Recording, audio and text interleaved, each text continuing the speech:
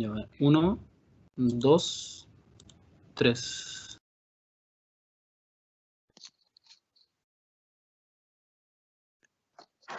Hola, buenas tardes. Quiero darle la bienvenida a todos los que están presentes en la charla. Gracias por la espera. Estábamos esperando a que todos pudieran tener una buena conexión y que hubiera un buen número de participantes en esta charla que tenemos preparada especialmente hoy día. La charla va dirigida especialmente a nuestros alumnos de la carrera de Dibujo y Modelamiento Arquitectónico y Estructural de la sede de Valparaíso, que con mucha gentileza el arquitecto Sergio Manés nos dio esta posibilidad de poder escucharlo, de ver su visión de la arquitectura y el dibujo técnico en particular. Una charla que estuvo muy buena acogida, hay una muy buena cantidad de participantes. Decidimos poder abrir la posibilidad de que pudiera incorporarse gente de otros lugares, teniendo en cuenta la cantidad de seguidores que tiene Sergio en las redes sociales, en su canal de YouTube. Y estamos muy contentos de poder transmitirles, de poder entregarles esta charla que va dirigida, como les digo, especialmente a los alumnos de dibujo de la carrera del DUOC. Vamos a tener un momento para hacer preguntas. Ustedes pueden ir haciendo sus preguntas a través del chat. Y las vamos a reservar para el final de la charla para poder darle continuidad al relato y poder seleccionar las que podemos hacer al final. Lamentablemente no vamos a poder hacer todas las preguntas que van a aparecer porque hay una gran cantidad de asistentes, pero vamos a tratar de responder la mayor cantidad que podamos, ¿ya? Bueno, volver a hacer el agradecimiento a Sergio Manés, que nos dio la posibilidad de poder escucharlo y compartir este conocimiento su conocimiento con los alumnos. Les voy a comentar un poco de don Sergio Manés. Él es arquitecto, ha dictado cátedra en el proyecto de arquitectura, historia de la arquitectura, morfología y representación gráfica digital en distintas universidades de Argentina. Durante 10 años ha sido miembro investigador del Instituto de Diseño. En el campo profesional ha proyectado y dirigido numerosas obras privadas, ha participado en concursos de arquitectura junto a grandes arquitectos del medio local.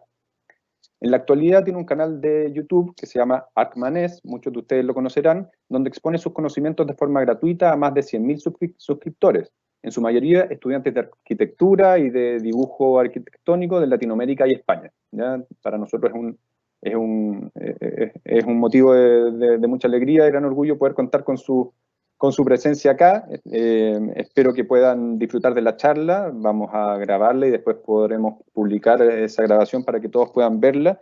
Les recuerdo también que tenemos una encuesta que ya está publicado el link en el chat de la presentación. Lo vamos a volver a publicar más adelante. Una encuesta muy breve, pero que para nosotros es muy importante saber su apreciación, sus comentarios de cómo encontraron la charla, cómo estuvo la conexión, los distintos aspectos que preguntan en la encuesta para poder ir tomando decisiones de este tipo de eventos hacia el futuro. Eso por mi parte, les agradezco la presencia, espero que les guste lo que Sergio nos tiene preparado y sin más vueltas, sin más preámbulos, le doy el pase a don Sergio Manés para que nos pueda hablar. Ya estoy acá.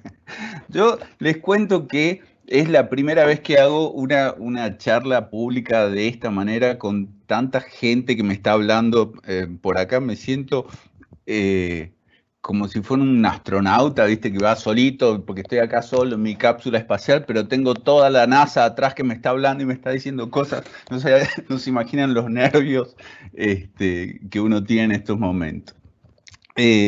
Bueno, gracias Diego, gracias Cristian Mujica, quien fue el primero que me contactó y me propuso hacer esta charla para los estudiantes de la carrera de dibujo y modelamiento arquitectónico y estructural del DUOC, de la sede de Valparaíso. Yo tengo una serie de relatos que en sí conforman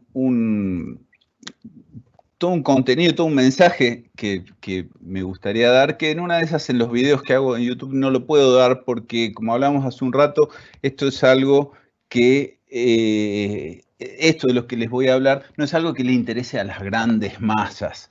Y cuando uno hace un video de esta naturaleza y lo sube a YouTube, YouTube tiene un algoritmo que es muy cruel, que si tu video no tiene un éxito en las primeras horas, lo tira abajo y lo esconden, lo tira al fondo del cajón y nadie lo ve. Y la verdad que es un tema que, por lo menos para mí, muy querido y siento que es muy importante. Y no quisiera exponerlo de esta manera y que pierda. Así que este es un muy buen lugar y una muy buena oportunidad para hablar de este tema, que es justamente el dibujo técnico como lenguaje gráfico. Yo normalmente no traigo una clase armada en PowerPoint. Esto es la primera vez que lo hago, pero cuando doy una clase en vivo en la facultad con alumnos o alguna conferencia, un seminario, algo por el estilo, no armo un PowerPoint, porque este tipo de charlas es una muy buena oportunidad para aprender, pero para aprender de ambos lados, porque ustedes aprenden, pero yo también aprendo. O sea, este es el momento en donde se producen reflexiones, en donde de repente uno hablando dice cosas y se escucha a sí mismo decir esas cosas. Y bueno, eso es lo que va produciendo este crecimiento, así que por eso no traigo un PowerPoint. Aparte yo creo que los PowerPoint aburren. Me acuerdo siempre una profesora que teníamos en la facultad, que no voy a decir qué facultad, pero había una profesora que se la pasaba de viaje, siempre se iba de viaje y faltaba 2, 3 semanas, después volvía, dejaba su cátedra en manos de los jefes de trabajos prácticos, después volvía y daba una teórica magistral que era de sus viajes. O sea, ella hacía, obviamente, era arquitecta, sacaba fotos de arquitectura, pero que mostraba todas cosas de sus viajes. Y los alumnos, me acuerdo, me contaban que decía que era súper aburrido tener que ver una teórica con fotos de los viajes de esta arquitecta. Así que bueno, yo no les traje nada armado, pero les quiero mostrar una foto de un viaje. Para iniciar esto, no es que me esté contradiciendo, ¿no? Hace, ya no me acuerdo, 30 años aproximadamente, 1990. Yo tenía la edad que tienen ustedes más o menos ahora, 18, 19 años. Y con un amigo mío, Andrés, decidimos salir a andar en bicicleta y llegar hasta la carretera austral. Salimos desde Mendoza. Eran no sé cuántos, 2000 y pico de kilómetros. Y lo hicimos, salimos, nos fuimos en bicicleta, pasamos por Valparaíso, comimos muy rico en Valparaíso, seguimos viaje, todo por las 5 hasta el fondo, y llegamos, en un momento nos desviamos y fuimos para Pucón, Villarrica, esa zona. Íbamos, imagínense, con 19 años, con muy poco dinero, y llegamos a Villarrica tarde, porque salimos, no me acuerdo si salimos de Temuco, tuvimos algún problema en el camino, y cuando llegamos a Villarrica, llegamos muy tarde, eran como las 11 de la noche y ya no había lugar donde comer, y estábamos hambrientos y con muy poco dinero. Entonces, encontramos un bar pequeñito y entramos a ver qué podíamos comer con la menor cantidad de dinero posible. Y nos atendió un mozo, y entonces nos trajo la carta, y nosotros miramos la carta a ver qué era lo más barato que había. Y lo más barato que había, y lo más sugerente, era una cosa que decía doble paila de huevos. Que para ustedes que están en Chile, les voy pasando la foto, miren, eso es eso ya es en Chiloé. Una doble paila de huevo, para ustedes saben lo que es una doble paila de huevo, pero para nosotros, argentinos, no teníamos idea. En Argentina la palabra paila no existe directamente, nadie la usa, o por ahí se usa en el norte, pero imagínense, nosotros veníamos de Buenos Aires, así típico argentino, engreído, saben cómo somos los argentinos. Dicen que un argentino para suicidarse se sube a la cima de su ego y se arroja desde ahí, imagínense lo que es. Bueno, así llegué yo y le digo al mozo, ¿qué es una paila de huevos? Y el mozo me mira como si yo le estuviera preguntando una obviedad, que realmente era una obviedad. Y me dice, bueno, una paila de huevos es como una pailita, pero es más grande.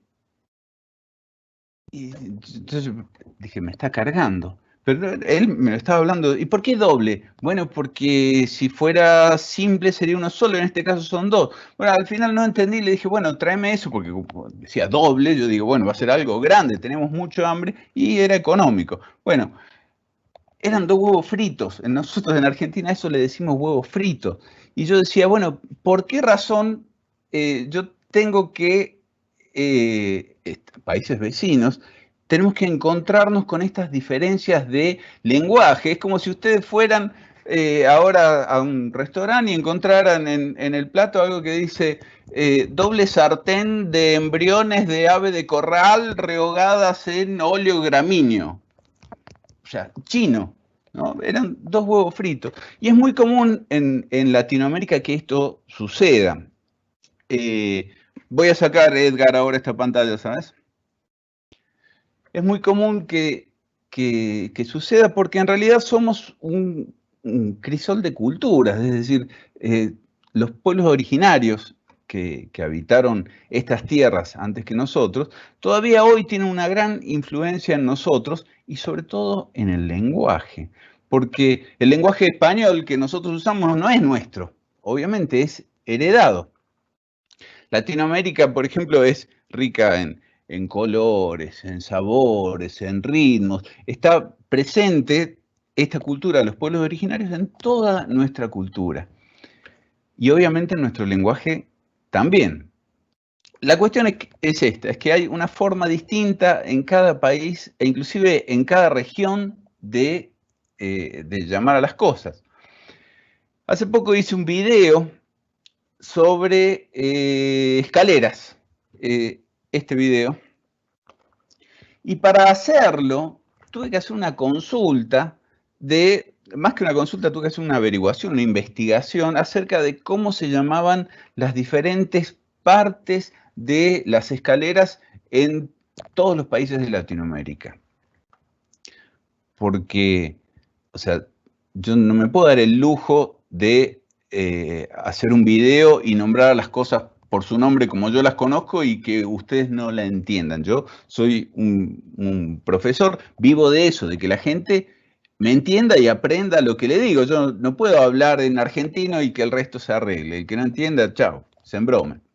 Entonces, me encontré con que la huella en algunos lugares se dice pedada, por ejemplo, o es huella y alzada, o alzada y pedada, o ya ni me acuerdo, cabica en otras partes del mundo. Bueno, peralte.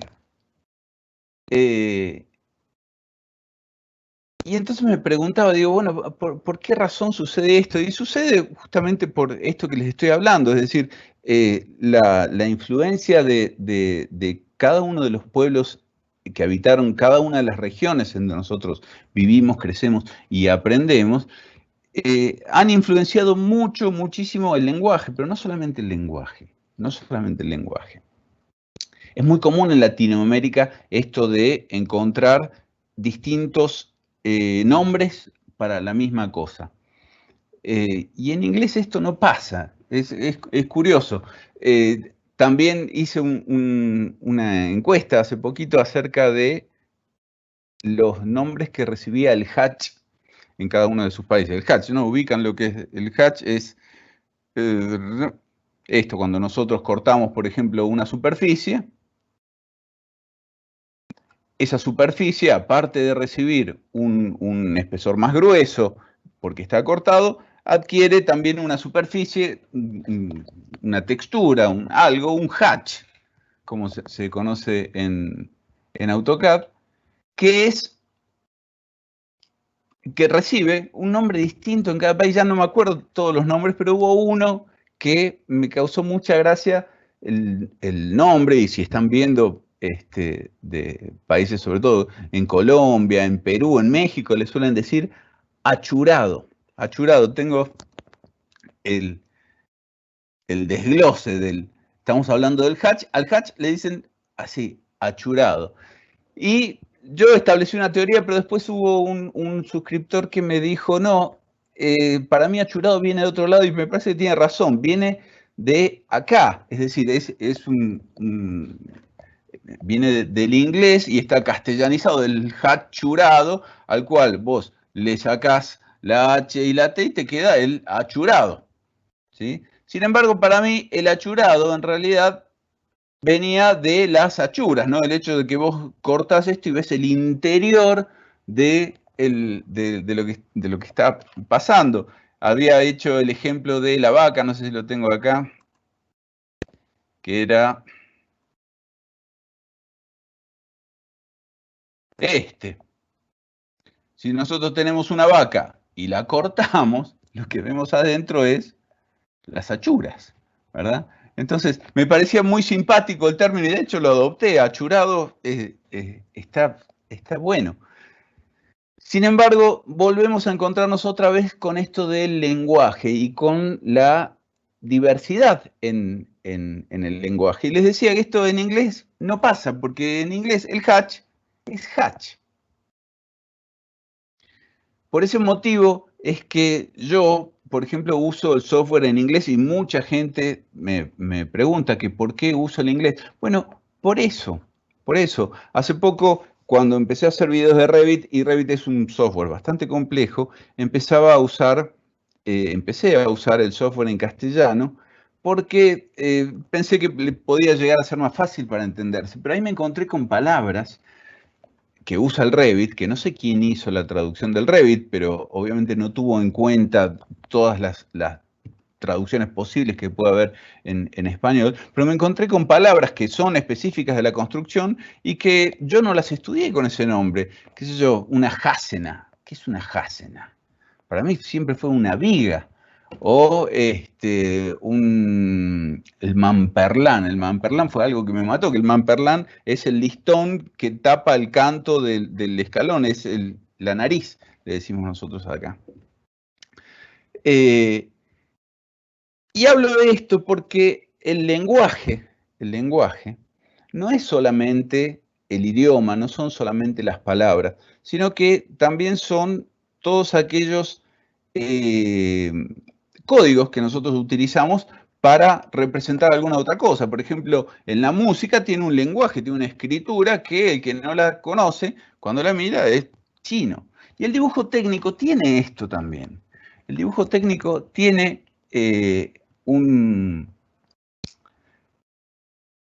tiene códigos que si no se respetan, los resultados de lo que estamos haciendo son muy, o pueden llegar a ser muy diferentes e inclusive catastróficos. Me acuerdo que se los traje también para preparárselos, esto que es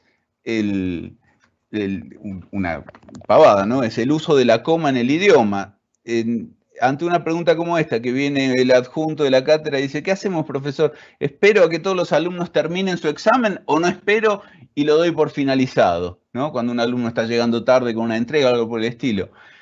La respuesta podría ser, no, esperamos a los alumnos, pero si esa coma no hubiese estado, esto hubiese sido, no espere. O sea, es un significado totalmente opuesto al otro por una cosa ínfima como una coma. O este caso, este alumno no ha tenido un buen rendimiento y no sé qué hacer con su calificación. Le tengo piedad y le doy por aprobar la materia y lo repruebo. No, tenga piedad. O no tenga piedad. Es una coma. Piensen ustedes en las líneas que dibujan como dibujantes, como estudiantes de la carrera de dibujo y modelamiento de arquitectura e ingeniería. Cada línea que ustedes están haciendo puede llegar a tener el significado de esa coma. Yo les traje, tengo por acá unos, los deben conocer, unos fails, como se llaman ahora, de obras de arquitectura que están producidos justamente por esta situación, por olvidos. Estos primeros que voy a mostrar son olvidos, son descuidos, son distracciones. Por ejemplo, fíjense ese caso en donde me estoy cebando un mate, en donde yo tengo unos balcones absolutamente inaccesibles. No hay forma de llegar a esos balcones. Traten de pensar, traten de ubicar la circunstancia de por qué ocurre esto, de cuáles son todos los pasos que se tienen que dar para que esto suceda. Lástima no tenerlos delante, porque les quiero ver las caras y los quiero ver levantando la mano y les quiero pedir que me digan, a ver, para vos, ¿cuál es la causa? En primer lugar, es un problema de quién lo dibuja. Esto no es un problema de diseño. Es decir, este no es un problema de que el diseñador se olvidó de ponerle un acceso a ese balcón. Este es un problema de la persona que lo dibujó, que puede haber sido el mismo diseñador, ¿no? O sea, no es cuestión de repartir responsabilidades, pero toda esta línea de ventanas seguramente en algún momento fue una línea de puertas que estaba de este lado. Y en algún momento, supongamos que esto fue dibujado, no sé, en AutoCAD, en donde estaban apagados los layers de vista, en donde se veía este balcón, y alguien dijo, no, esta ventana que hubiese quedado mejor acá. Traten de imaginarse las situaciones posibles por las cuales el que estaba dibujando movió estas ventanas desde acá hasta acá. O, que también pudo haber pasado, que esto haya sido originalmente una puerta-ventana y que este balcón hubiese llegado hasta este desagüe que se ve acá. O sea, ubiquen las situaciones que pudieron haber ocurrido para que eso pase. Y ahora ya queda fuera de nuestra responsabilidad, pero ¿qué pasa cuando esto llega a la obra? Porque cuando esto llega a la obra hay alguien que interpreta lo que nosotros dijimos con nuestro dibujo, lo que nosotros dijimos con nuestro lenguaje. Porque quieran que no, ustedes, dibujantes, ustedes arquitectos también que dibujan, pero les estoy hablando a los chicos del DUOC, particularmente, que hoy están en primer año, que acaban de empezar la carrera, que no se conocen entre sí, empezaron la carrera en medio de la pandemia, sus compañeros son virtuales por ahora. Ya pronto va a cambiar, si Dios quiere, pero piensen que ustedes cuando dibujan una línea, están dando una orden. Están dando una orden porque le están diciendo al constructor, esta ventana va acá. Y es una orden y no hay vuelta. Es decir, el constructor recibe eso y dice, bueno, está raro esto, pero si el arquitecto dijo que lo hagamos así, hay que hacerlo así. Hay constructores y constructores. Probablemente el que estuvo a cargo de esta obra no se llevaba muy bien con el arquitecto y dijo, bueno, que se joda, si el arquitecto dice eso, hagámoselo, no le voy a andar corrigiendo el diseño, él sabrá. Pero esto pasa y pasa mucho, y es un problema de dibujo. Es un problema de dibujo y es un problema también de lenguaje, porque es nuevamente comunicación, es la orden que tenía que llegar al constructor, está mal dada. Este es hermoso también. Acá faltó el cerramiento, el tabique de cerramiento que divide un sanitario del otro sanitario. ¿Y por qué pasó? Y en una de esas porque cuando había que imprimirlo, la capa, el layer en donde estaba ese tabique, estaba apagado. Entonces, la responsabilidad que tenemos es muy grande. Fíjense este caso, ¿por qué puede suceder una cosa así? ¿Un error de replanteo? ¿Puede ser esto un error de replanteo o puede llegar a ser un error de dibujo? En donde efectivamente en el dibujo esa columna se puso en el lugar en donde no se tiene que poner y ahora esa columna no trabaja como debería trabajar. Está trabajando a flexocompresión y no estaba preparada para trabajar a flexocompresión. Bueno, en este caso, hermoso también, ¿no? Otro balcón al cual no podemos acceder. Y, de nuevo, piensen, ubíquense en esta situación tridimensional y piénsenla bidimensionalmente. Piensen en la planta, piensen en el plano de corte que está pasando por acá y qué pudo haber sucedido para que este balcón haya quedado ahí sin acceso. O este. Este es impresionante. Este es impresionante, es decir, cuando uno copia en Revit es muy común, ¿no? Uno copia y pega alineado en todos estos niveles. Entonces dibujó el balcón ese en la planta baja, no, en la planta baja no, en la primera planta del nivel 1, y lo pegó en todos los balcones y en todos los niveles. Y en una de esas, esto no iban todos los niveles, iban los niveles pares, por ejemplo, pero quedó ahí. Y quedó, total, el Revit es infalible, no hay forma de que se equivoque, bueno, y pasa. O esto, es decir, errores como este hay un montón, pero lo que quiero que se den cuenta es que son errores que provienen de nosotros los que dibujamos. Es un error de dibujo. Y de nuevo, cada línea que nosotros dibujamos no es inocente. No es inocente. Cada línea que nosotros hacemos es una orden. Es un elemento que se construye en un edificio. Este también, hermoso. ¿Qué pasó para que la escalera esté desfasada a 1 metro del lugar en donde tiene que estar? ¿O habrá sido la puerta la que se desfasó? O este es impresionante. O sea, obviamente el layer de estructura estaba apagado en el momento en el que se dibujó este puente. Bueno, no los quiero aburrir con... Oh, este también es muy lindo. Esto seguramente debe haber estado trabajado con referencias externas y alguno cambió sin querer la posición del elemento y cuando esto se actualizó en la referencia externa, el replanteo fue así. ¿Y quién es el constructor, el que está llevando adelante esta obra para decir, no, arquitecto, esto está mal? Si el arquitecto me trae un plano de replanteo y yo lo cumplo al pie de la letra, el resultado es eso. ¿Y la culpa de quién es? Del arquitecto. Eso es lo bueno que tiene la carrera esta de dibujo y modelamiento, que no sé en realidad cómo es la cuestión legal, pero el que lleva la responsabilidad legal seguramente es el que firma los planos, que es el que tiene la licencia, que es el arquitecto. Pero así todo, es para que veamos que cada línea, cada elemento que nosotros ponemos en una hoja se construye y el resultado puede llegar a ser este. Bueno, ni hablar de este. O estos balcones son balcones metálicos, tranquilamente se podrían correr, pero no se pueden correr porque la ménsula de apoyo está ahí, no hay forma de tomarlos de este lado, y aparte no tienen tampoco las puertas para salir de ese balcón.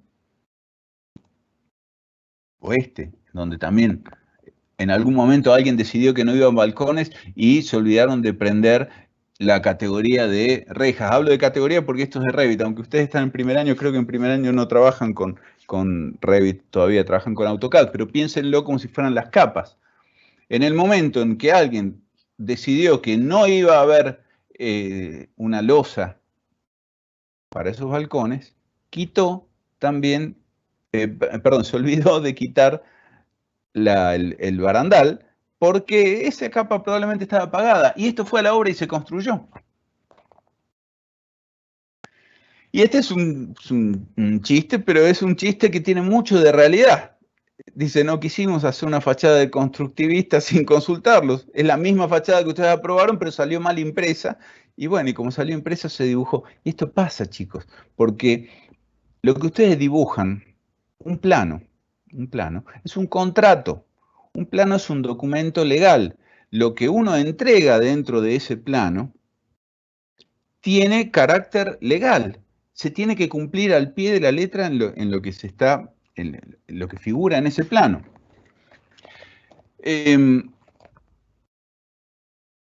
Yo tenía, bueno, otros errores, porque esos errores que vimos recién son errores, digamos, son, como les decía al principio, descuidos, ¿no? Descuidos, distracciones, que pueden ser causados por la inexperiencia. Pero estos errores que les voy a mostrar ahora son producto, o sea, va mucho más allá de las omisiones o las distracciones.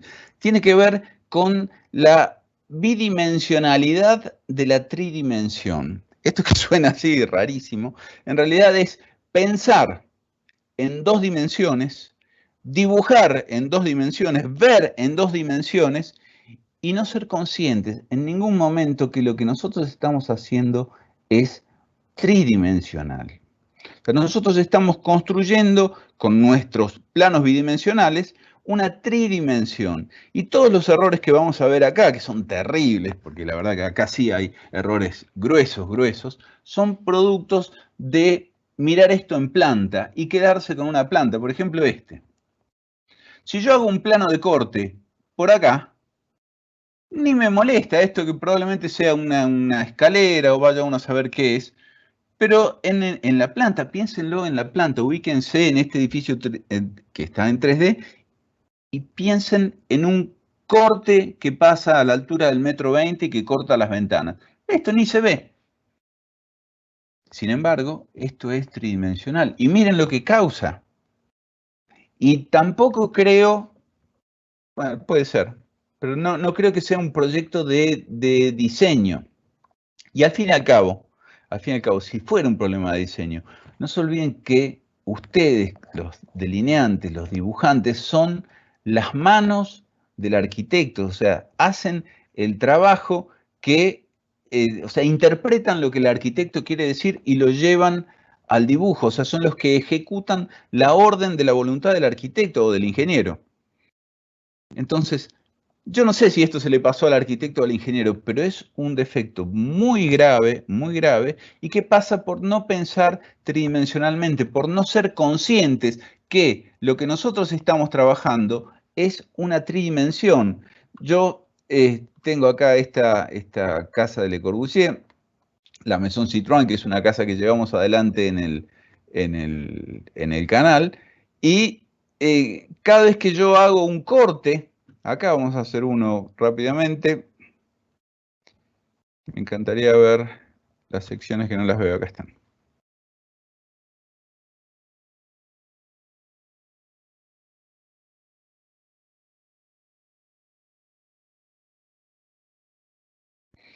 Cada vez que yo veo esto, no puedo dejar de pensar que esto es parte de una tridimensión. O sea, esto es parte de una tridimensión. No puedo verlo como algo bidimensional.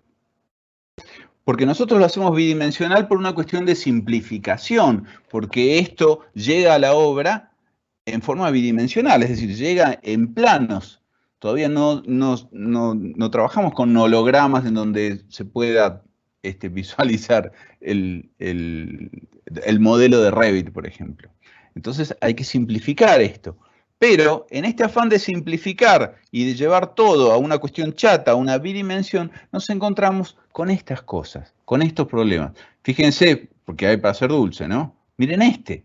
Esto también es un problema de pensar la tridimensión bidimensionalmente. Si yo corto a la altura del plano de baranda, ponerle 1 metro, y seguramente en la planta voy a ver que esto está bien, es decir, voy a ver que este espacio de acá es habitable, y no lo es.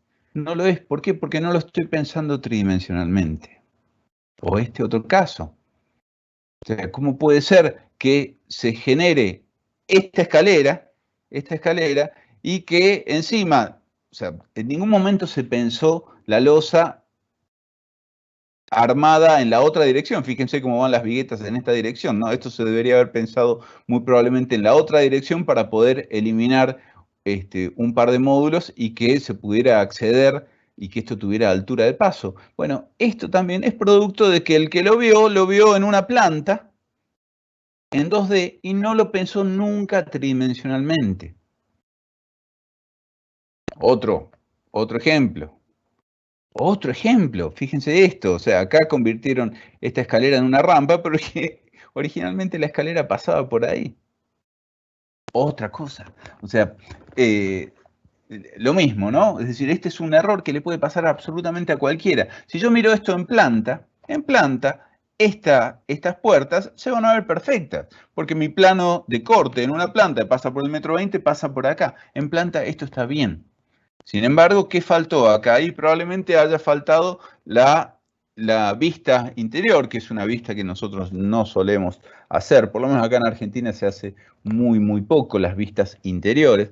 Faltó, por lo menos en el plano, entonces, una aclaración de que la altura de la puerta es tal. Porque esto o sea, esto quedó ahí porque el que lo hizo así, no habiendo especificación en un plano. Todo lo que se omite en el plano queda al libre albedrío de la persona que lo está montando, que lo está construyendo y demás. Y este es un ejemplo hermoso, se lo tengo que... no, en realidad este no fue el que me consiguieron otro que ahora se los voy a mostrar. Pero este ejemplo yo lo tengo visto hace como 10, 15 años atrás y me parece fabuloso porque muestra a las claras esto que les digo, de el pensamiento bidimensional. Esto es el acceso vehicular a los estacionamientos de estas viviendas. O sea, necesito una 4x4 con un malacate tomada de ahí para que pueda llegar a subir esta pendiente. Miren lo que es. ¿Y esto por qué sucede? Traten de nuevo, hacer este ejercicio, que para mí es fundamental. Pensar en la tridimensión, llevarlo a la bidimensión y pensar por qué puede llegar a suceder esto. Fíjense que esta rampa que está acá no tiene la misma pendiente que tiene esta de acá, pero esta rampa de acá tiene 40 grados por lo menos, es imposible de acceder de ninguna manera. ¿Por qué puede pasar esto? Porque está mal leído el plano topográfico, porque probablemente este sea un tipo de vivienda que se repite, una tipología que se repite, y la hicieron en planta, en un lugar en donde el desnivel de terreno que había entre la calle y la vivienda no era de, en este caso, 3, 4 metros, 5 metros, como se ve acá. Entonces, de nuevo, esto es un problema de mirar mi edificio o mi proyecto o mi complejidad tridimensional en una bidimensión y quedarme con esa bidimensión. Me estoy quedando con esa bidimensión. Yo veo eso y compro eso y ya me desligo de la tridimensión. Es olvidar que en todo momento estamos construyendo en 3 dimensiones. Miren lo que es. Bueno, y cosas como estas. ¿Por qué pudo haber llegado a pasar esto? No sé, realmente. Yo imagino el plano de corte de, no sé, el de este nivel y no me explico cómo pudo haber doblado la escalera para allá.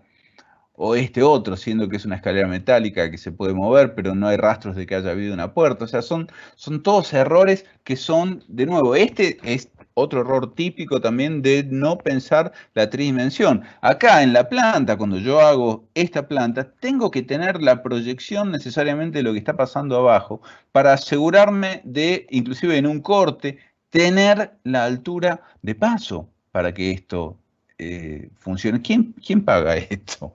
¿Quién paga esto? Mirá esta rampa. En una de esas en planta se ve hermoso esto. Es una rampita chiquita y demás, pero claro, tiene que subir casi 1,5 metros. O ese garage, ¿cómo llegamos ahí con el auto? O esto. O sea, está hermoso eso, pero ¿cómo se llega? De nuevo, este es un problema de haber visto esto en la bidimensión y no pensarlo tridimensionalmente. Yo a este lugar tengo que acceder y no accedo. Un caso, miren, otro hermoso este. Andá a sentarte en uno de estos bancos. Este de acá está bárbaro para dormir una siesta. Pones ahí y ya quedás. Pero esto, ¿no? Lo mismo, esto se mira en planta y cuando vos lo ves en planta, por ahí te faltó la flecha de la pendiente o por ahí te faltó inclusive el grado de pendiente, porque en una de esas esto tiene una pendiente de 1 grado y no es tan grave. Podés poner los bancos ahí. Así todos se nivelan los bancos, ¿no? Pero esto también es terrible. Y es producto de lo mismo. Esto no sé, no tiene explicación para mí. Lo miro y no logro entender el por qué se producen estas cosas. O estas. Y esto está funcionando, ¿no? Se ve que está funcionando. En fin. De todo esto hablo en este otro video que si no lo vieron, los invito a verlo, que es Fundamentos para dibujar arquitectura. Este es el famoso video de la casita de Wilson, que hoy me acompañó, pero está calladito la boca porque ya saben cómo es Wilson. Y les quiero mostrar esta otra tanda de errores, que estos sí son, ¿cómo explicarles? O sea, son producto de fallas del lenguaje técnico. ¿Ustedes saben qué es esto? Esto que se ve así. Esto que se ve así, de esta forma que llama tanto la atención, se conoce en inglés como Revision Cloud. En la traducción es nube de revisión, que son, justamente tiene esta forma para que llame la atención en el plano, porque a nadie se le ocurriría que esto forma parte ni de un diseño de piso, ni de un diseño de mueble, ni un vano, ni nada. O sea, es una nube de revisión que implica que hay algo que está encerrado dentro de esta nube que se ha cambiado y hay que prestarle atención. Normalmente estas nubes de revisión no van a la obra, es raro que vayan a la obra, aunque pueden ir a la obra. El problema es cuando esas nubes de revisión se interpretan y se construyen. O sea, fíjense, ese hueco en la losa es ni más ni menos que esta nube de revisión. Y no es el único caso. O sea, no es el único caso. Muchas veces pasa. ¿Y esto por qué pasa? Por una cuestión de lenguaje, chicos. Esto también pasa porque ustedes alegremente, digo ustedes, no, o sea, quien dibujó eso, dibujó la nube de revisión y en una de esas hizo el cambio. A veces estas nubes de revisión son también de cambios, ¿no? Es decir, hay una persona que supervisa el plano que ustedes dibujan, entonces va al supervisor, el supervisor le marca su nube de revisión como para devolverles el plano y decirle, mira, tenés que arreglar esto, observar esto y demás. Y cuando esto vuelve a quien está revisando el plano, el que revisa el plano, si la nube está bien, la borra. También puede ser culpa de él, que pueden ser ustedes mismos, porque ustedes también pueden ocupar ese cargo de ser quienes estén a cargo de supervisar lo que dibujan los demás. Y no la borró y la mandó a la obra. Y tuvo la muy mala fortuna de que la persona que estaba encargada de encofrar esta losa no sabía lo que era una nube de revisión. Era la primera vez que lo veía y decía, raro el conducto este. o por ahí pensó que era un pase de cañería o algo. Y le agarró todos estos caños de 4 pulgadas y le armó el vano e hizo el hueco en la losa. Les digo, no es el único. Entonces, cuando nosotros dibujamos también, siempre volviendo a esta idea del dibujo técnico como lenguaje, ¿no? Estamos comunicando.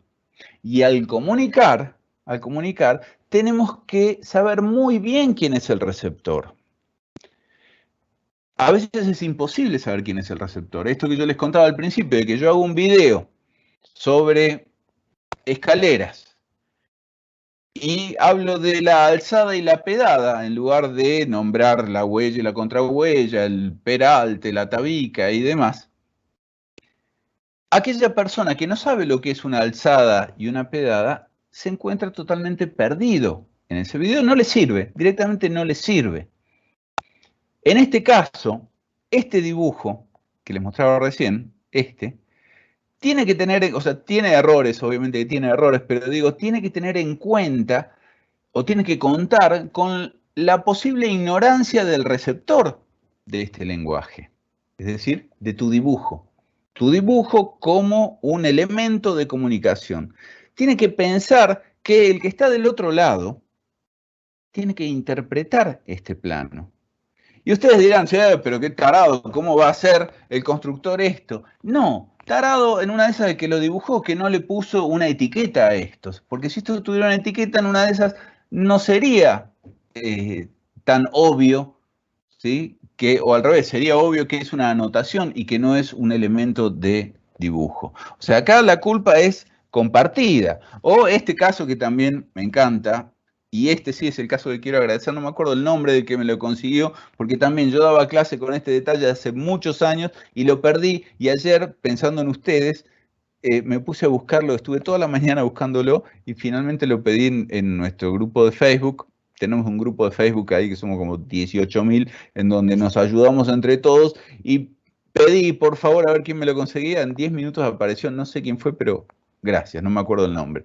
Esto es un sector de una planta en donde tiene, si ustedes se fijan, hay un detalle acá y hay una llamada, un call out que se llama, una llamada de detalle que dice que eso que está ahí en esta escala en la que lo estamos viendo, que puede llegar a ser un 1 en 50 aproximadamente, no se ve con suficiente detalle, entonces todo esto se va a desarrollar con mayor detalle en el detalle número 2 de este plano que está acá. Hasta ahí, yo, que entiendo el lenguaje, lo veo de esa manera. Sin embargo, debo decir que hay cosas que me llaman la atención de acá. Por ejemplo, me llama la atención que el espesor, la calidad, bueno, este es otro tema, espesores, calidades, grosores, plumillas, ¿no? El peso visual que tiene una línea, que se llama de tantas maneras, el peso visual de la línea es el mismo que el de la vista. Raro. Esta línea de acá no es el mismo que el de la vista, pero está más o menos igual que esta, que no sé qué es, pero sí es muy distinta de la línea que está indicando cuál es el detalle. Entonces, si yo viera esto rápidamente, pensándolo de nuevo como comunicación, yo veo esto que está acá y lo veo totalmente escindido, deslindado de esto que está acá. Para mí, esto es una cosa y esto es otra cosa. Por la diferencia esta de espesores. Y el tipo que lo construyó también. Yo no sé si esto es verdad o si esta foto está trucada. Si está trucada, está hermosamente trucada y me encanta el ejemplo porque yo siempre lo uso. ¿Cómo? La mala fortuna de haber ubicado este símbolo acá y esta línea acá justo sobre una escalera produjo que el que estaba construyendo esa escalera haya construido el callout, la llamada, la anotación. Yo sospecho porque, si se fijan, están hasta los números, dice A6.10 y demás. No es muy difícil de hacer esto en Photoshop, pero lo celebro como ejemplo porque es buenísimo. Mi viejo arquitecto siempre me contaba, mi viejo de la época de los arquitectos de la década del 50, que una vez le construyeron una columna por una mancha de tinta en el estilógrafo, que vos tenías que hacer así para limpiar la punta, se le cayó una mancha de tinta y un día se encontró con una columna ahí, porque las columnas se dibujaban justamente con un achurado, hatch, relleno, como lo quieran llamar, negro. Entonces, cada vez que yo pongo una anotación en mi dibujo, también estoy comunicando algo y tengo que ser muy claro con lo que digo, porque puedo llegar a generar incomprensión de texto, llamémoslo, o sea, una falta del significado que yo realmente le quiero dar al mensaje que estoy dando dibujando esto. Ahí lo tienen un poquito más clarito, ¿no? Fíjense, alguien se tomó el trabajo de mostrar qué parte es cada una. Es inconcebible, pero está bueno. O esta. O sea, acá caben dos posibilidades. Posibilidad número uno es que este contrapiso por algún motivo haya tenido que estar, no sé cuál, y que hayan hecho el batido de la puerta porque si no la puerta no abría. Pero también puede ser, piénsenlo de nuevo, ubíquense en el plano y piensen en esta planta, cómo tiene que haber sido dibujada esta puerta para que quien la estaba colocando o estaba construyendo el encofrado y llenando este pequeño contrapiso, haya interpretado que esto era de esta manera. Por ejemplo, les doy una pista. Si el barrido de la puerta tiene un espesor de línea de vista, pongamos, no sé, un 0,2, y la puerta que está acá, que está en corte, porque la puerta está en corte, pero no es el mismo corte que una pared, es un corte más débil, como digo yo, es un corte 2. Esto lo hablo en otro video que ya les muestro cuál es. Pero si esta puerta, en lugar de estar dibujada en corte, hubiese estado dibujado en vista, y era muy delgadita, entonces estaba dibujada con una línea, bueno, esto de acá está perfectamente bien interpretado. Está muy bien y aplaudo al señor que construyó esto, que probablemente lo haya construido antes de que se ponga la carpintería. O en una de esas no importa. Pero digo, si hubiese pasado de esa manera, lo celebro. ¿sí? Porque esto también es un error de lenguaje, es un error de comunicación, es un error de transmisión del mensaje. La orden no fue clara. No se aburran, miren qué lindo este me encanta. Este me encanta. No sé quién hizo esto, porque claramente esto que está pasando acá no pertenece a esto que está acá, pero el ejemplo bien vale. Esta escalera, que obviamente está mal construida, en un corte se ve de esta manera. En un corte se ve de esta manera. Se ve este tramo que sube en corte y este otro tramo que sube del descanso hasta la otra planta en corte. Entonces, esto está perfectamente construido en función del mensaje. Y esto también, obviamente, está de más que lo diga, es un error de comunicación de quien está transmitiendo el mensaje, de quien dibuja, de quien lleva la idea del arquitecto, que seguramente no era esa, a la persona que lo tiene que construir, que pudo haber sido el mismo arquitecto. ¿Sí? Hay cada arquitecto dibujando que madre de Dios. Y me encanta este meme, este chiste, que tiene que ver con esto que yo les decía de contar con la ignorancia de quien está viendo de quien está leyendo el plano. O sea, el plano de ustedes tiene que ser muy claro para que esto no suceda. Para que esto no suceda. Este es el video en donde hablo de los grosores, los espesores, las calidades, las valoraciones, que todo esto sumado a esto que les decía de pensar en 3D, hacen al discurso que se produce cuando ustedes dibujan. Voy a sacar esto, Edgar. Un aplauso para Edgar, es el que está del otro lado de esto y que les muestra a ustedes o me muestra a mí cada vez que yo estoy o dejo de decir algo. Yo, insisto, me siento como una nave espacial. Les decía, si nosotros pensamos en el dibujo como un lenguaje en donde las líneas y las figuras son las palabras del lenguaje de nuestro discurso arquitectónico, pensarlo en 3D,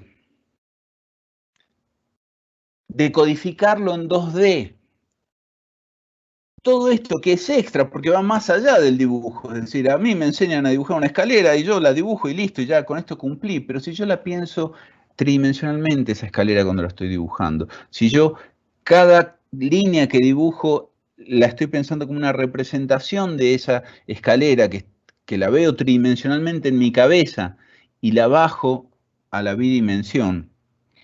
Y si además intervengo activamente en los espesores, los grosores, las valoraciones, las plumillas, todo esto, le estoy dando un carácter extra al discurso que va mucho más allá del discurso tácito, digamos, de lo que se escucha, del discurso en bruto, ¿no? De las palabras que uno las pudiera leer.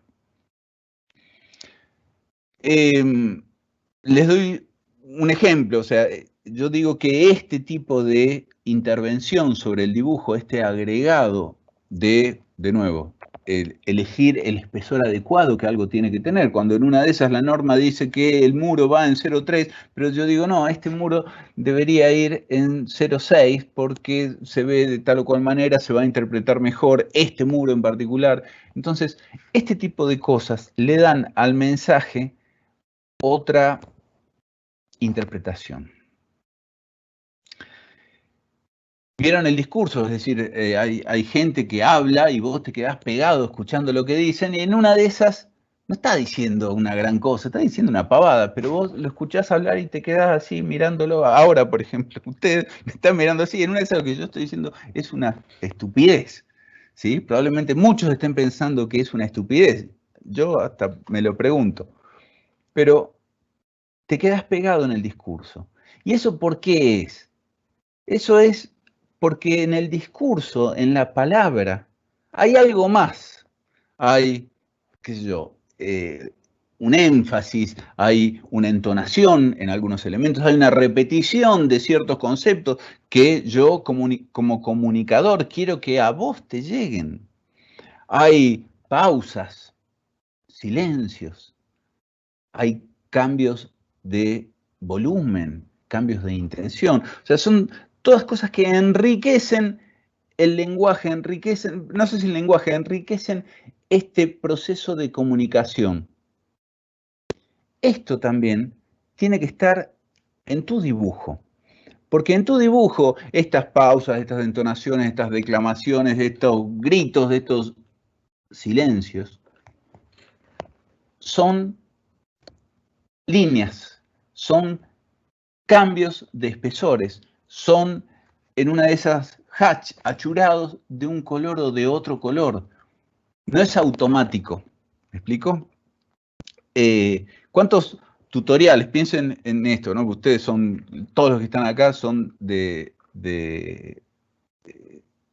clientes, entre comillas, de YouTube. O sea, de hecho, ustedes me conocen a mí a través de YouTube, si no, esta charla no estaría sucediendo. ¿Cuántos tutoriales han visto que empiezan así? Hola, amigo de YouTube, hoy vamos a ver cómo dibujar una línea en AutoCAD. Vas al comando Line, le das Enter. Un plomazo, un plomazo. Te lo digo con un ejemplo muy básico, pero también me pasa, yo he aprendido muchísimo con YouTube, y me pasa de ver gente que tiene una capacidad impresionante de conocimiento, sabe muchísimo y no lo sabe transmitir. Hace su discurso aburrido, monótono, no comunica, es decir, no tiene la posibilidad de transferir, en este caso, su conocimiento hacia el receptor, hacia la otra persona que efectivamente está esperando eso. O un docente. Un docente, ¿cuántos docentes habrán tenido ustedes? No quiero hablar de ninguno de los del DUOC, que son todos fantásticos, pero ¿cuántos docentes se habrán encontrado que llegan, dan la clase hasta leyéndole o dictándole? Yo me acuerdo en la escuela secundaria, una cosa terrible, el profesor de legislación, yo hice una escuela técnica, el profesor de legislación de la construcción se sentaba y decía, bueno, Código Civil, artículo tal. Y esa era la clase, o sea, en una de esas el tipo sabía una barbaridad, porque vos te acercabas después a él, le preguntabas y decía, arquitecto, escúcheme, en una cuestión de medianería, en donde pasa esto, y te lo explicaba y lo sabía perfectamente, pero no te lo podía comunicar en la clase.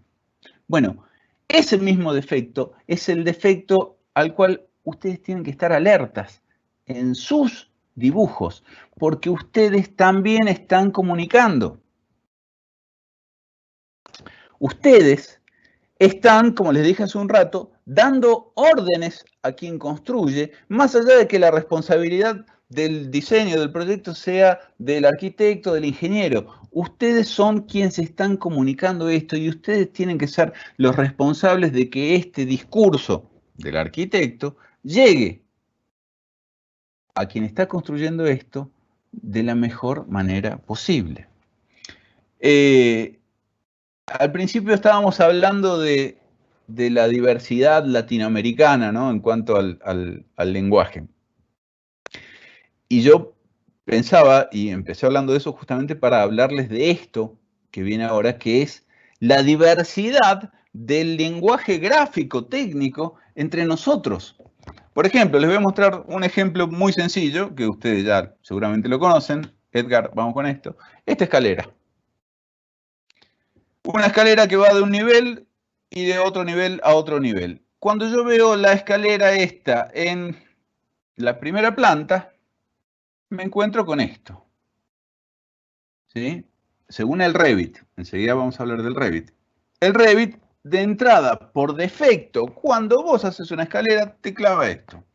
Una escalera que se corta ahí con el bloque de interrupción, que tiene todos sus escalones con línea de proyección, todos, porque esta es la primera planta, que tiene una flechita, no quiero decir pedorra porque estamos en un ámbito universitario, pero es una flechita pedorra, o sea, es una flechita que no se ve, y dice arriba. Yo la puedo cambiar. Yo pregunto, ¿cuántos de ustedes que están trabajando en Revit cambian esa familia por una flecha más grande? ¿Cuántos de ustedes al cambiar esa familia se encuentran con que tampoco dice lo que ustedes quieren decir con esa flechita? Y ponen la flecha que corresponde, o sea, una flecha que indique claramente hacia dónde sube. ¿Cuántos de ustedes le ponen arriba? O sea, ¿en cuántos países la norma dice que una flecha tiene que decir arriba? Porque tranquilamente yo puedo tocar esto y decir, mira, no quiero que diga arriba. Entonces esto se ve así. Peor, la flechita esa ni se ve. Y ni hablar si vamos a la planta que sigue, vamos al nivel 2. En el nivel 2, esto en Argentina sería alguna de esas escaleras que hemos visto por ahí, en donde hay dos flechas, una que sube y otra que baja. No en todos los países se representan las escaleras de esta manera. Y ustedes, arquitectos y dibujantes, están trabajando no solamente para el país en donde ustedes están residiendo, están trabajando hoy globalmente para otros países. Entonces, también esto es parte del lenguaje.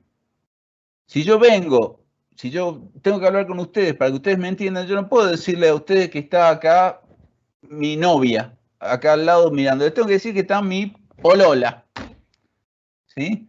Para que me entiendan. ¿Me explico? Ustedes lo mismo. Ustedes tienen que hacer el esfuerzo de saber hacia dónde va a ir este plano y poder hacer o tener todas las salvaguardas posibles para que esto que ustedes tienen dibujado llegue y se comunique como realmente tiene que ser, porque ustedes saben cómo esto tiene que ser. El tema es que son ustedes los que lo están dibujando, son ustedes los que lo están comunicando, de nuevo, el dibujo técnico como lenguaje gráfico. Si yo a esto, por ejemplo, le saco el arriba y el abajo, ¿qué es esto? Puede ser cualquiera de esas escaleras que vimos hace un rato. Había una que se encontraba hermosa, a ver si la encuentro rápido para no hacerles perder tiempo. Ya enseguida estamos terminando, no se aburran, no se me duerman. Wilson, decite algo. No dice nada. Bueno, no la encuentro esa escalera. Una lástima, porque era justamente una de esas escaleras en donde llevaba esta situación, una escalera que subía o que bajaba en realidad, porque te está bajando y de repente se empezaba a subir de nuevo para llegar a otro nivel, cuando tranquilamente se podría haber cortado acá y hacer un puente. Bueno, comunicación, problemas de comunicación. El Revit es una herramienta fantástica, ¿sí? Pero tiene muy metida la idiosincrasia del lugar en donde el Revit nació. El Revit es un programa americano, me da vergüenza decir americano, norteamericano. Es un programa que nace en Estados Unidos y tiene mucho, pero mucho de la idiosincrasia y del modo de construir de Estados Unidos. En Estados Unidos, por ejemplo, me pasó, yo me fui a formar a Estados Unidos hace muchos años y me pasó de encontrarme con problemas de lenguaje gráfico. Vos decís, bueno, yo no manejaba mucho el idioma, pero me encontré con problemas de lenguaje gráfico. Hoy les traje un ejemplo que es hermoso y me encantaría tenerlos a todos acá para preguntarles a ustedes. ¿Qué diferencia hay entre estas 4 puertas? Vamos a verlo así. ¿Cuál de estas 4 puertas está correcta? Por ejemplo, en Argentina, esta estaría bárbara. Esta anda perfecto, porque en Argentina nosotros hacemos el batido de la puerta en vista con las bisagras de este lado, es decir, donde hay 2 líneas. Sin embargo, en Estados Unidos, no. En Estados Unidos es exactamente al revés. En Estados Unidos, las puertas llevan la bisagra en la juntura de esas 2 líneas. Este es el plano que abre. Y estas que al que dibujaba se le antojó ponerle una línea de puntos. Bueno, Estados Unidos tiene esto. Estados Unidos tiene esto, que tiene unos estándares muy, muy precisos, que según mi punto de vista, gráficamente no son la gran cosa, pero como el lenguaje se entiende. ¿Qué es esto? Por ejemplo, esta no existiría en Estados Unidos y esta otra tampoco existiría en Estados Unidos. Estas dos serían correctas. ¿Qué diferencia hay entre esta y esta? ¿Alguien me puede decir? ¿Por qué una lleva línea de puntos y la otra lleva un trazo continuo? Esto lo aprendí yo estando allá. Y tampoco creo que en todo el país sea así, pero hay gente que maneja este código y uno lo tiene que conocer. Cuando la línea es llena, es porque la puerta abre hacia el lado opuesto de donde nosotros la estamos mirando. Por ejemplo, vamos a mirar esto así. Esta puerta está abriendo hacia el otro lado. Cuando la línea es punteada, el batido de la puerta abre hacia el lado en el cual estoy yo. Queda como por detrás, como si fuera una línea de proyección.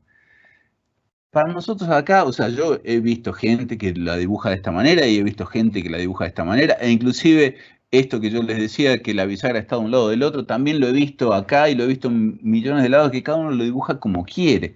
Entonces, en Estados Unidos existe esta pieza gráfica que es la Interior Elevation, la vista interior, que nosotros no la hacemos, y es un documento también. Entonces, si vos tenés que hacer un Interior Elevation porque te tocó hacer, no sé, un proyecto en Las Vegas y pones mal esto, cuando llegues a Las Vegas te vas a encontrar con que tu puerta se choca con el inodoro o algo por el estilo porque, de nuevo, estamos comunicando mal. Es un ejemplo tal vez demasiado remoto que pueda suceder, pero pasa. Esto tiene mucho el Revit. El Revit tiene mucho de estandarización, parametrización, fases de proyecto, cómputo al detalle. Está pensado para un tipo de arquitectura en particular que nosotros no hacemos. Nosotros no hacemos esa arquitectura y no la hacemos de esa manera. Pero sí usamos sus herramientas y no las acomodamos a nuestro lenguaje.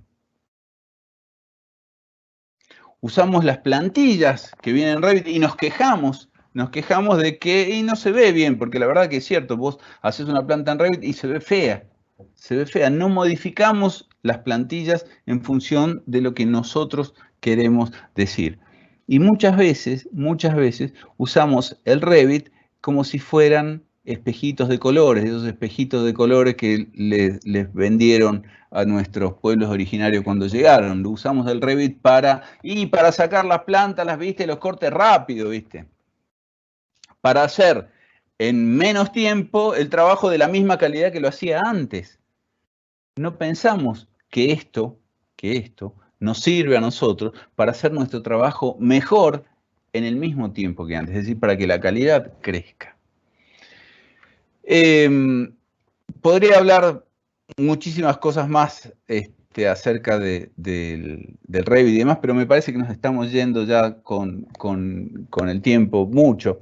Yo quisiera charlar un poquito con ustedes, pero el mensaje viene por este lado, viene con que el dibujar es comunicar, ¿sí? Y no podemos quedarnos con nada más que con aprender a leer, como aprendemos a leer nuestro mensaje, o como aprender a hablar, o en este caso aprender a dibujar nada más.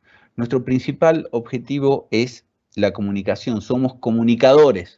Vos y yo manejamos un lenguaje que lleva el mismo propósito. El mío, como docente, el de enseñar, comunicar, hacerle entender a las personas cómo hay que hacer determinadas cosas. El tuyo, como dibujante, también es comunicar. Es hacerle entender a las personas cómo tienen que hacer las cosas, cómo tienen que poner un ladrillo, hasta dónde lo tienen que poner, qué espesor tiene que tener la mezcla. Tu misión como dibujante es comunicar la voluntad del arquitecto, es interpretarla, decodificarla y comunicarla a quien corresponda de manera infalible. Ese sos vos. te diría que sos más importante que el arquitecto. Sos el eslabón más importante, porque si vos fallás, hay una desconexión entre el arquitecto y lo que se va a construir. Todos en la obra van a seguir tus indicaciones, las que vos dibujaste, aunque estén firmadas por el ingeniero o el arquitecto. Así que de ahora en adelante no te pienses como un dibujante, pensate como un comunicador. Busca los recursos para que tu discurso gráfico sea potente, llegador, claro, preciso, convincente. Busca los recursos para entrenar tu imaginación tridimensional, porque no nacemos imaginando tridimensionalmente, y le va a dar un carácter muy, pero muy, muy importante a tu desempeño en el dibujo. No nacemos pensando tridimensionalmente, entonces eso hay que entrenarlo. ¿Cómo entrenarlo? Bueno, una de las tantas cosas que puedes hacer es esto que hicimos hoy, salir a mirar la tridimensión y pensarlo bidimensionalmente. ¿Cómo representaría esto yo bidimensionalmente para que el resultado fuera ese? Después llegas a tu casa, lo dibujás y lo modificás, pensando en la tridimensión. Entonces, lo modificás haciéndole cambios y después construís, basado en eso que hiciste en 2 dimensiones, lo construís en 3 dimensiones. Y te fijas que sale. Si te salió bien, subí un nivel, hacé algo un poco más complejo. Tenés que entrenar tu imaginación tridimensional. No hay nadie que se vaya a ocupar de que vos hagas eso. Eso es algo que depende de vos. Hacelo de esta manera. Se hace en la calle, se hace en el ómnibus, se hace caminando, se hace en tu casa mirando el techo. Pensalo. Pensá en la tridimensión, llevarlo a la bidimensión, modificarlo y después volverlo a llevar a la tridimensión. Es el mejor consejo que hoy te puedo dar y es el primer paso para que tu comunicación como dibujante se destaque del resto. Gracias.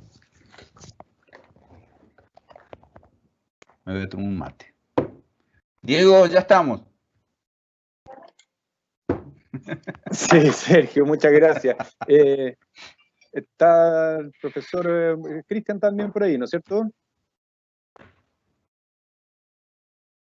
¿Se escucha? Yo a vos te escucho perfecto. Ya, perfecto. Cristian está silenciado por si acaso. Ya, a ver si Cristian nos puede leer algunas de las preguntas que hicieron los asistentes a la reunión para ver si Sergio nos puede dar alguna respuesta. Hubo muchos comentarios mientras estaba hablando Sergio, me imagino que no podía estar leyendo los chats, así que muchos comentarios, muchos agradecimientos por la charla, No pude ver absolutamente nada. Después mándamelos, por favor. claro, si se por puede, el dinamismo, no sé. Se puede, Gabriela, si se puede hacer eso, quisiera leer todo. Yo leo todos, pero leo todos los comentarios de los videos, uno por uno.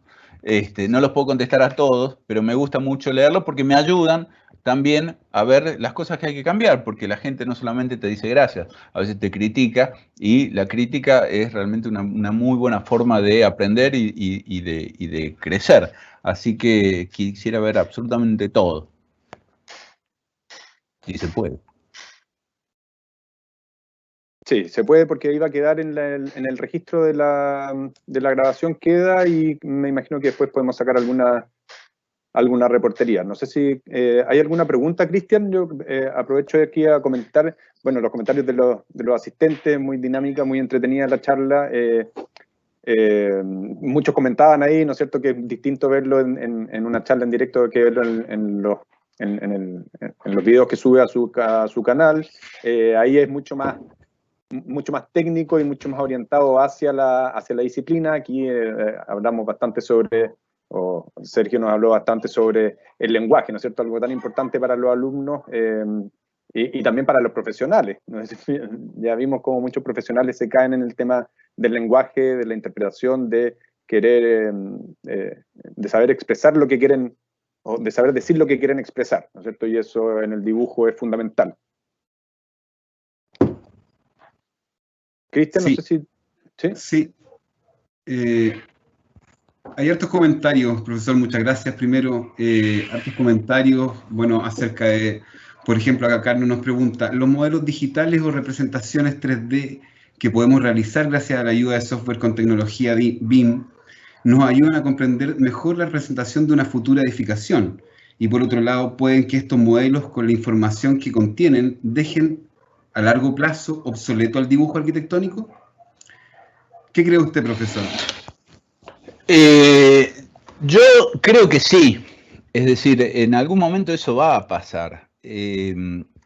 A ver, el BIM, el Building Information Modeling, hoy es presente en algunas partes del mundo y en otras partes del mundo es futuro. Concretamente, yo soy un convencido de que en Latinoamérica, más allá de que haya mucha gente haciendo BIM, todavía no es una realidad. Y lo va a ser dentro de 10, 15, 20 años. Indudablemente que lo va a hacer. Y yo creo que la tecnología también nos va a ayudar a que esto cambie. Yo hace un rato decía que en la obra nosotros tenemos que llevar a la bidimensión, ¿sí?, a los planos, a la obra, es decir, bajarle un nivel de complejidad a la tridimensión para que se entienda, y tal vez en un futuro esto puede llegar a ser una cosa holográfica. O sea, miren lo que estamos haciendo hoy. O sea, yo estoy en mi casa en Córdoba, vos estás en Valparaíso, alguno está en Managua, y estamos haciendo una clase. Es decir, las clases del presente son así, o sea, fueron motivadas por una pandemia, pero las clases del futuro muy probablemente cambien radicalmente a partir de esto. El BIM, necesariamente, porque es un cambio de paradigma absoluto, es decir, el BIM es un cambio de paradigma, es pensar digamos, el proyecto de arquitectura y la construcción del edificio, e inclusive todo lo que viene a continuación después, de otra manera. Entonces, necesariamente hay elementos que van a quedar afuera. Ahora, la pregunta acá, claramente, o lo que debe estar pensando todos los chicos en este momento, si yo tuviera la edad de ellos también lo pensaría, sería, ay, entonces, ¿qué hago estudiando esto ahora que a mí me están enseñando AutoCAD y qué sé yo? Bueno, momentito, porque una cosa no quita la otra. No me acuerdo quién me comentaba los otros días que, hablando de los grandes marinos en Noruega, que antes de salir a manejar grandes buques, hacen todo su entrenamiento en botecitos a vela, ¿no? Y sin desmerecer a los botes a vela. Hay toda una parte de del dibujo y de la interpretación, y que tiene que ver también con esto que hablo yo de este mínimo acercamiento a al pensamiento tridimensional, que se tiene que desarrollar, y no se pueden quemar etapas. No se pueden quemar etapas. Hoy le decía a un alumno que me pedía un consejo, un chico que estaba en el industrial y que estaba por entrar a la Facultad de Arquitectura, y me decía, yo ya sé manejar AutoCAD, ¿por dónde sigo? ¿SketchUp o Revit? Yo le dije, mirá, seguí por SketchUp porque eso te va a ayudar, digamos, a entender la tridimensión. El SketchUp es una herramienta alucinante para incentivar el pensamiento tridimensional. Y le dije, Revit, ni se te ocurra tocarlo. No lo toques porque te va a malograr la carrera de arquitectura. ¿Por qué digo esto? Porque mucha gente me critica por esto. Porque es cierto, si Revit o BIM es la herramienta del futuro, ¿por qué no la voy a usar ahora? Porque como arquitecto, estoy hablando de la formación del arquitecto, ojo chicos, ustedes que están aprendiendo a dibujar y modelar, obviamente tienen que saberlo, pero esto es para el arquitecto.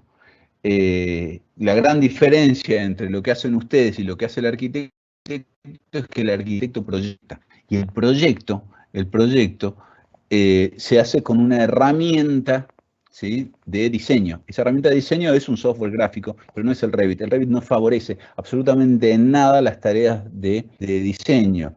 Limita muchos grados la creatividad. Y yo el ejemplo que pongo es es un poquito fuerte, pero para que se entienda.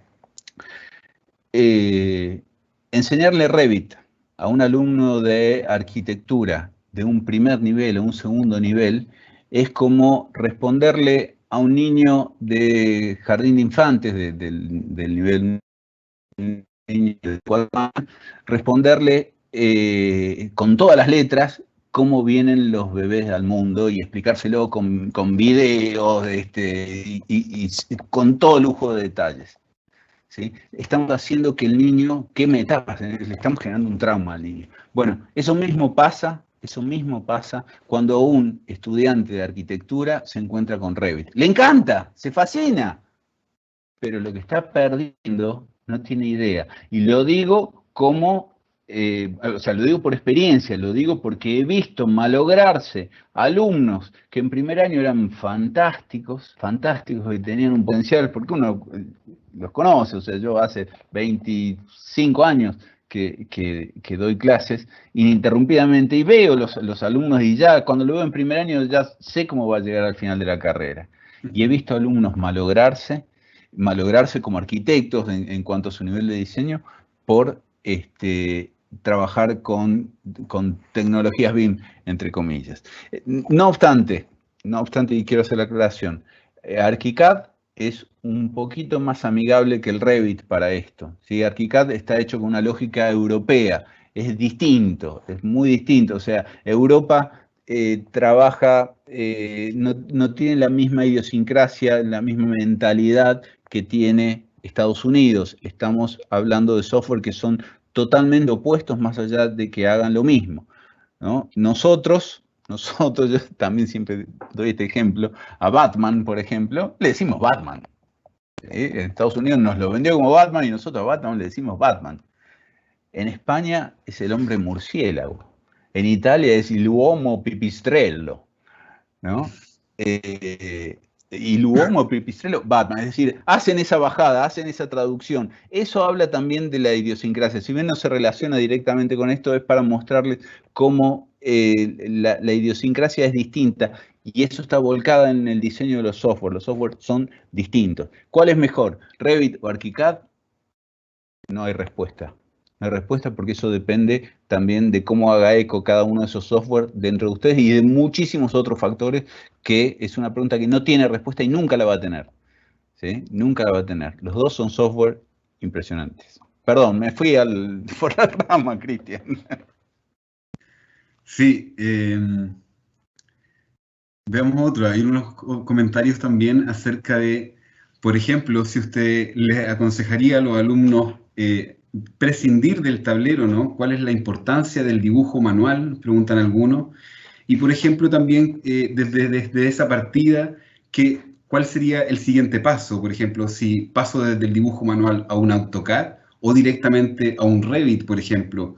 Pero importante sería destacar, no sé, la pregunta sobre si es importante o si debo prescindir finalmente, ¿cierto?, del dibujo manual, sobre todo, el dibujo de tablero. ¿Qué es lo que me puede aportar eso?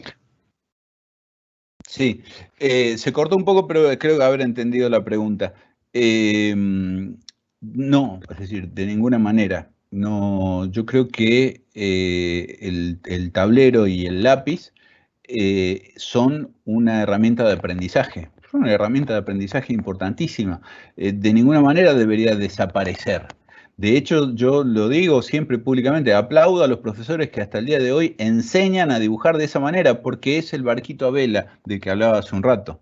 Es importantísimo. Distinto es si la pregunta va orientada si hay que diseñar a mano o hay que diseñar en software y demás. Estoy hablando del dibujo, ¿sí? Concretamente yendo orientándome a la carrera que ustedes llevan adelante de dibujo y modelamiento de arquitectura e ingeniería. De ninguna manera, yo creo que hay que aprender a dibujar primero a mano y después poder hacer esa traducción de esas ideas a los sistemas digitales. Yo aprendí a dibujar a mano, bueno, obviamente, ¿no? Con la edad que tengo no había forma de aprender a dibujar de otra manera, pero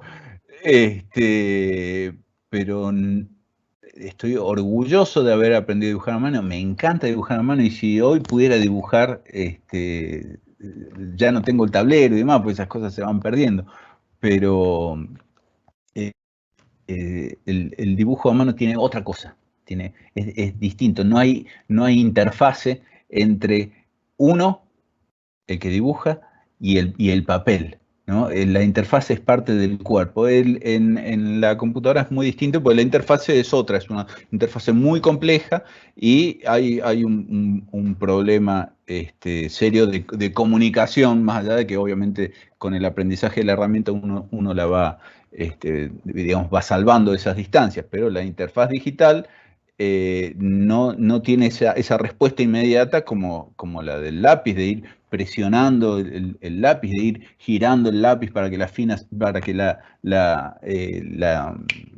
mina del lápiz se vaya afinando y tenga siempre el mismo espesor a lo largo de la línea. O sea, son cosas que hablan del amor por la línea, ¿no? Que en AutoCAD es simplemente L-Enter y se acabó. Claro.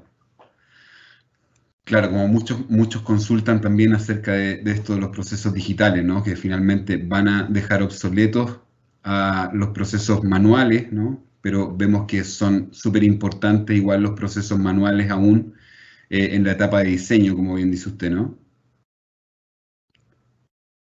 Sí, no escuché, Cristian, si era una pregunta o no. No sé, Edgar, si Cristian tiene mala señal o soy yo el que tiene mala señal, pero escucho todo cortado. ¿Sí? ¿Me escuchan mejor? Acá yo escucho No, bien a te Sergio sigo. y a Cristian. Probablemente son problemas de conexión local. Sergio, por suerte hemos podido escuchar todo lo que has dicho sin ninguna interferencia. Yo por lo menos ha sido así. Cristian, ¿hacemos una última pregunta? ¿Hay alguna otra por ahí? Sí, una última pregunta que yo creo que va a englobar varias que están acá también presentes. Dice uno por acá, ¿debería haber un código de dibujo en Latinoamérica? Buena pregunta. Sí, a ver, sería fantástico, pero yo creo que no entra dentro de la idiosincrasia latinoamericana. Lo que dije al principio, somos hijos de distintos pueblos originarios, cada uno con su propia impronta, cada uno con su propio lenguaje, sus propias costumbres, su propia tecnología, con sus ancestros totalmente diferentes. O sea, nosotros ya estábamos acá cuando llegó la colonia y funcionábamos de esa manera, ¿no? Con una gran diversidad. No creo que sea posible, tal vez en 200 años. ¿Sería interesante? Todo el mundo siempre habla de Estados Unidos como el país de la estandarización, donde todo es estándar. Y funciona bárbaro. Yo he vivido en Estados Unidos y la verdad que la estandarización tiene, por algo son primer mundo, ¿no? Sin embargo, hay mucho de falso en eso. Yo me quedé con ganas de mostrar esto de mi experiencia en Estados Unidos, que es la siguiente, mira. Para cerrar esto para mí habla de Estados Unidos, ¿no? Estas persianas que están acá son decorativas. Son decorativas. Buscale la bisagra. No tiene. Están clavadas al muro. Ahí se ve. Y no solo esa, mira esta. Lo mismo. Y esto también es parte de la idiosincrasia. Que los hace llevar a tener, cierro esto, Edgar, que los hace encontrar en la estandarización como un camino, una vía directa a la industrialización, al desarrollo, y están perdiendo, me parece, en esa parte del desarrollo, están perdiendo el alma de la arquitectura, están perdiendo el alma del proyecto, están perdiendo muchas cosas que yo veo en la arquitectura latinoamericana muy presente, y que y que no solamente la veo, o sea, yo he recorrido Latinoamérica en moto, de la misma manera que lo hice con mi bicicleta en los años 90, lo he hecho en moto en 3 oportunidades, y he visitado arquitectura de toda Latinoamérica, y en cada lugar que he ido me he encontrado siempre lo mismo, que es el reflejo de la sociedad en la arquitectura, y me parece maravilloso. Tratar de llevar a una estandarización, a un manual de normas, de dibujo técnico, me parece que en algún punto conspira contra esta otra idea que yo digo de la diversidad. Me parece que nuestra idiosincrasia no va a hacer posible esto. Y no sé si sería beneficioso. Queda como una pregunta, por eso en realidad no tiene respuesta, pero me parece que nosotros nos vamos a encargar de que eso no prospere, ¿no? Nosotros latinoamericanos.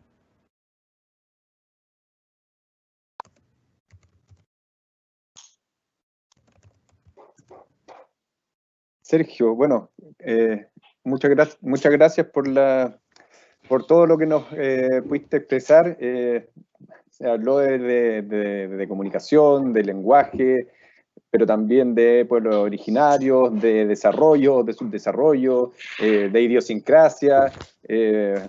Pasamos por bastantes temas, ¿no? Yo creo que se agradece mucho la visión, la perspectiva con la que nos muestras el trabajo que les va a tocar desarrollar a nuestros alumnos.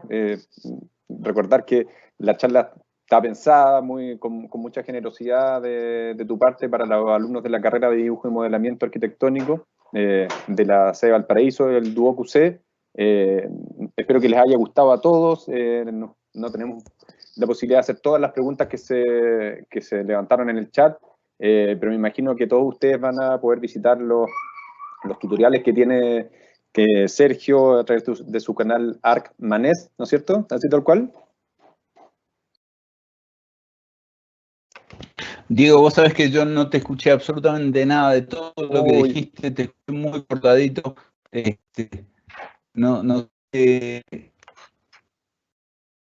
Ya, ahí a mí se me cortó un poco también. Espero que los demás sí hayan podido escuchar. No sé si se escucha, Cristian, con un gesto que me digas. Me quedo tranquilo, ya, qué bueno.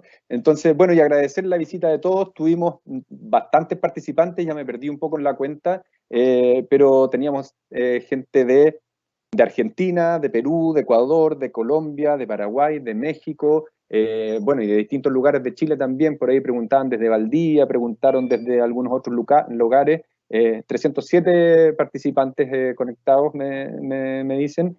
Y nada, pues Sergio, no sé si me escuchas, al parecer no, pero solo me queda agradecerte nuevamente la buena voluntad, la disposición, la perspectiva, la visión que tienes. Espero que haya sido motivador para todos. Son algunas de las posibilidades que nos da esta nueva forma que hemos encontrado todos, ¿no es cierto?, a lo largo de todo el mundo, a lo largo y ancho de todo el mundo, para poder comunicarnos, la virtualización de las clases, y también nos da estas posibilidades, como por ejemplo contactar a Sergio, que de Argentina nos puede hablar simultáneamente todos al mismo tiempo. Son posibilidades que existían hace un buen rato ya, pero que muchos las desconocíamos o simplemente no habíamos tenido oportunidad de utilizarlas. Espero que podamos volver a hacer este tipo de charlas. Vamos a gestionarlo, por eso es muy importante que nos contesten la encuesta que se envió en su momento, para poder tener su percepción de lo que estuvimos viendo y observando, para poder tener sus comentarios, sugerencias, etcétera. Ojalá que todos hayan podido escuchar con buena señal, que no se haya cortado la transmisión. Tuvimos suerte. Sergio no está precisamente en un lugar que tiene la mejor señal. Diego, perdón, la verdad que yo no estoy escuchando nada de lo que estás diciendo.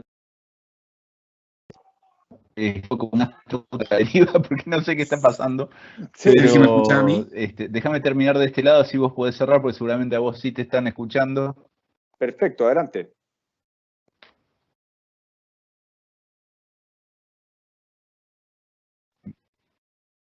¿Sí? Se quedó pegado. Sí, no sé si me puede ver, Sergio, adelante. Tú Edgar, parece que él está con problemas. Sí, él se le quedó trabada la imagen.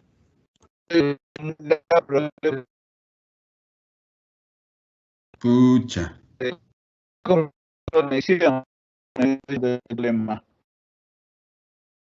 Es el lado.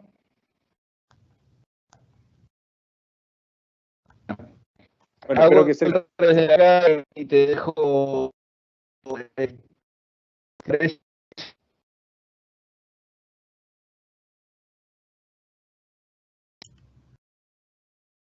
¿Estás hablando con él?